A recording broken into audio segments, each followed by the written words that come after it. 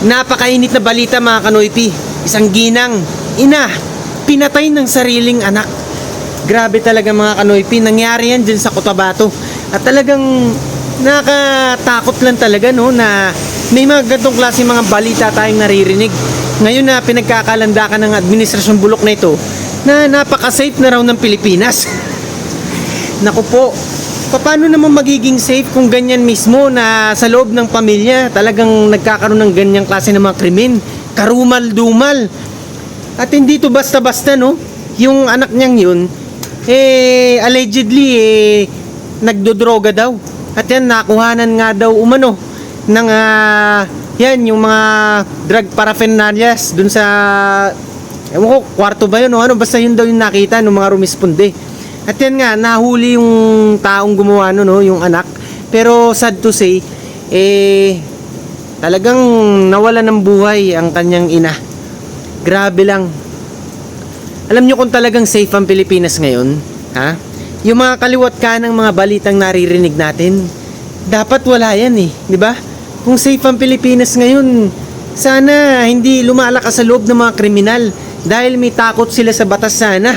Katulad sana nung panahon ni Tatay Digong na alam nilang may kamay na bakal ang presidente, na alam nilang pag sumuway sila, naging pasaway sila sa batas, may kalalagyan sila, di ba? Kasi itong si Tatay Digong, ano yan ang pagkatao niya, ng kanyang karakter, talagang binibigyan niya ng proteksyon yung mga inosenteng tao, mga sibilyan. Hindi niya gustong bigyan ng proteksyon yung mga kriminal. Kaya minsan na pagbibintangan siya ng mga iba dyan na mga NPA at yan nga, mga naliling sa droga na parang masyadong harsh ang kanyang pamumuno o yung masyadong masama ang kanyang pamumuno. Paano itong si Duterte nga noon? Talagang gusto niyang panagutin sa batas yung mga nangre-rape, yung mga umapatay, yung mga nagbebenta ng droga sa lansangan, di ba? Yung mga malalaking tao na konektado sa droga, ang daming naaresto nung panahon niya. At hindi katulad ngayon na yan, kaliwat kanan yung mga balitang katulad nito. Ultimo, sariling ina papatayin, di ba? Saan kayo nakakita ng lakas na loob ng ganun? At gumagamit pa ng droga ngayon. Akala ko ba wala nang droga ngayon dyan? Akala ko ba nabawasan na ang drugs nang hindi kailangan ng tukhang, di ba? Akala ko ba may scientific intervention kuno itong sinasabi ng administrasyong bulok na ito? Pero mukhang ibang scientific ata ang nangyayari Actually, ang ano na yan, anak na yan, no? Humihingi daw ng pera yan bago mangyari yung insidente. Tapos nung hindi daw mabigyan nung ina niya, kumuha daw ng ng ice pick, ng kutsilyo, pati itak daw.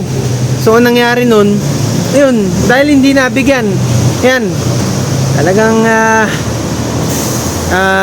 kinuha niya buhay ng ina niya, no? Talagang nakakatakot imaginein. So ano pang ipaglalaban ng mga anti-Duterte dyan, di ba? Na mas safe ngayon. Sige, ulit-ulitin nyo yan. At ulit-ulitin ko rin sasabihin sa inyo, i-remind ko sa inyo mga balitang katulad nito, di ba? Hanggat may mga balitang katulad nito, mapapahiya kayo masusupalpal kayo dyan sa mga ipinagpipilitan yung mga propaganda na paninira sa mga Duterte, di ba? Hindi nyo matutumbasan ang safety na ibinigay ng Tatay Digong noon sa Pilipinas. Ultimo sa mga lansangan dyan, ultimo sa mga pamilya, talagang nagkaroon ng takot ang mga kriminal. Hindi katulad ngayon, parang ang mga naghahari pa, yung mga kriminal. Naman sa mga tulong. Mga tulong na ibinibigay natin, walang trabaho ngayon. Trabaho? Doon sa nakita Saan natin. Saan? Maano? Masama tayo sa... Ba't kami masasama dyan? Ikaw lang. Doon yung mga yung mga nakita Saan natin. nga? Wala.